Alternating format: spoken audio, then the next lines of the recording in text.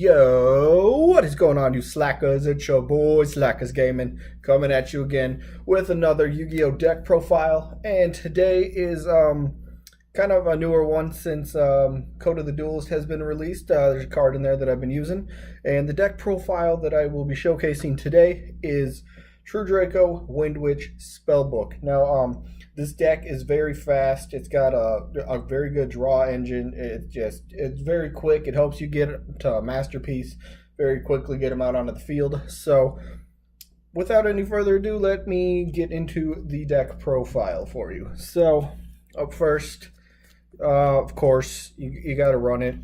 You really only need 2. 3s could be a little bit of, I don't want to say dead, but you don't really need 3. 2 is perfect for the deck. So 2 Masterpiece, the true Draco slaying king.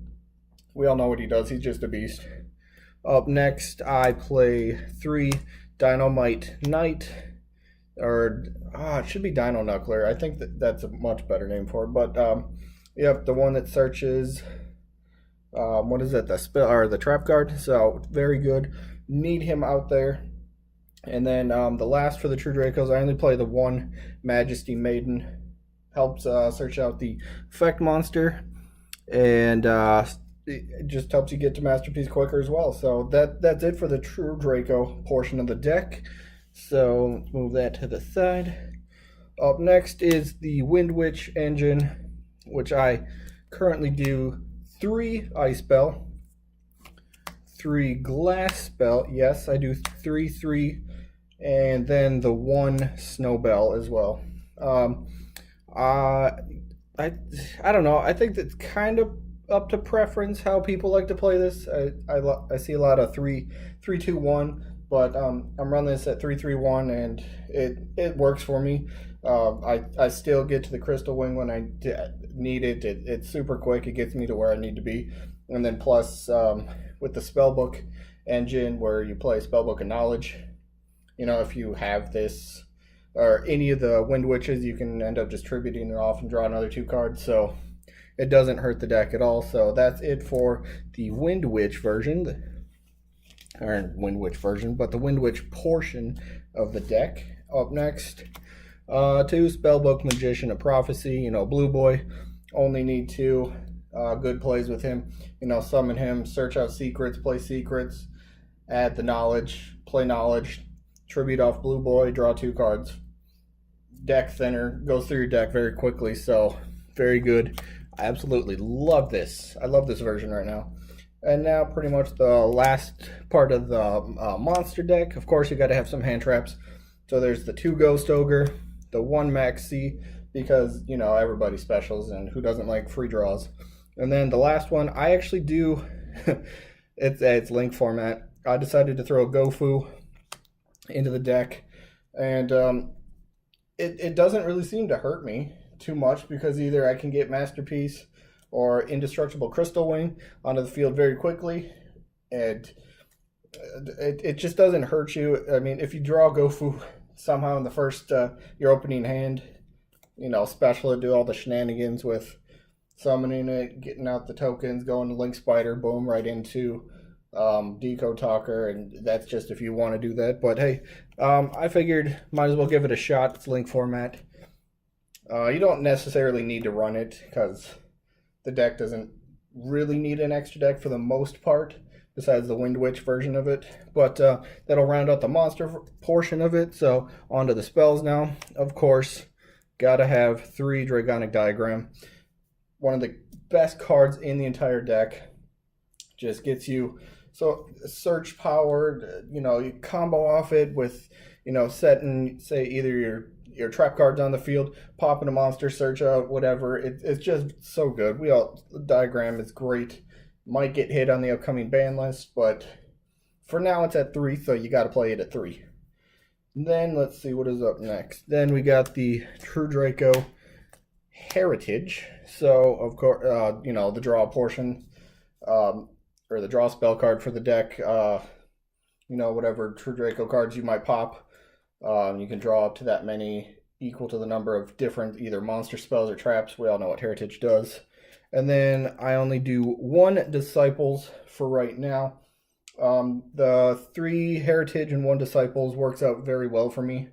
I get what I need. Sometimes I don't really want to see Disciples right away. I'd rather see kind of, I guess, late game kind of thing, but I get Disciples when I need to see it, so 3 and 1 works out perfectly for me. And then going into what is this next portion here? The Spellbook portion of the deck. Of course, there's the 2 Spellbook of Knowledge that came out in Code of the Duelist. Absolutely great with Spellbook Magician, or say any of your Windwitches, like I said, that might be dead. You know, tribute them off, draw 2 cards, and then go from there. A lot of people might just do 2 secrets. I actually do 3.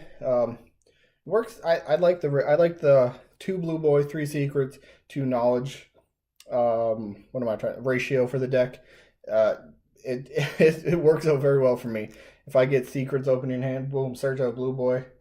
Blue boy searches out knowledge, tribute. You know, good stuff. Good stuff for this. So I do 2 knowledge and 3 secrets, and it works out very well for me. All right, so there goes the spellbook part of that. And now for the rest of the spells, of course, Wonder Geki. If we're playing Dragonic Diagram, I want to see it quickly, so of course you got to have 3 terraforming, right? Why would you not want to see Diagram? And then the last spell, Upstart Goblin, just make the deck 39 cards, basically, so much faster. And that rounds out the spells. And the last few cards for the deck, True Kings, return 3 of them. And only 1 True Draco Apocalypse. I would like to bump up Apocalypse to 2, but I'm not totally sure what to take out, because right now I have a 40 card deck. I don't want to just bump it up to 41 just to add another Apocalypse. But I don't know, maybe if I can find room, if I can take something out for another Apocalypse, I totally would. But right now I just have the 3 returns and 1 Apocalypse. And if I did count that correctly, that is a 40 card deck. So that is, yeah, that's it for the deck portion right there. Now, I suppose I could take out the, wow, excuse me. I suppose I could take out the Gofu for another Apocalypse, but oh well, it is what it is. All right, now we're going to the extra deck, which keep in mind you don't really need an extra deck for this deck, but hey, you got the Windwitches, so you need something, right? I would play 2 Winter Bells. I only have 1 for some reason, but this is only going to be 14 cards in the extra deck. So feel free to pop in a Winter Bell or a Clear Wing, because I don't have that either. So should be 2 of these. And then we'll go, of course, you got to have the Crystal Wing. MVP for, wow. MVP for the extra deck, of course. You know, first turn, Indestructible Crystal Wing is very difficult to get over. Causes big problems for a lot of decks. So I do throw in a Trish. I don't really make it too often, but there's not a lot in the extra deck that I really need to go into. So Trish is just kind of there as an option. And then, of course, we got Castell, Dweller, Emerald, you know, just for whatever, just in case I kind of need to go into them. So, yeah, I'm going to keep emphasizing, you don't really need the extra deck here besides the Crystal Wing plays. So, now for the links, of course, got to have the 2 Link Spiders for the Gofu play, which leads you right into the Decode Talker, of course. So 2 Link Spiders. I do 2 Decode Talker as well, just because if I need them, if I need some space on the field for whatever reason, you know, go into Decode. So, yeah. And then rounding out the rest of the extra deck, extra deck is Firewall Dragon, Gaia Saber, and Topologic Bomber Dragon. Like I said, this is only 14 here, but add in another either Winter Bell or Clear Wing, and that'll bump it up to 15. So, yep, that's pretty much it for the deck. So, yeah, 40 card main deck, 15 card extra deck, and yeah, that's all I got to say. So, thank you all for watching, and we will catch you on the next upload. Peace out, everybody.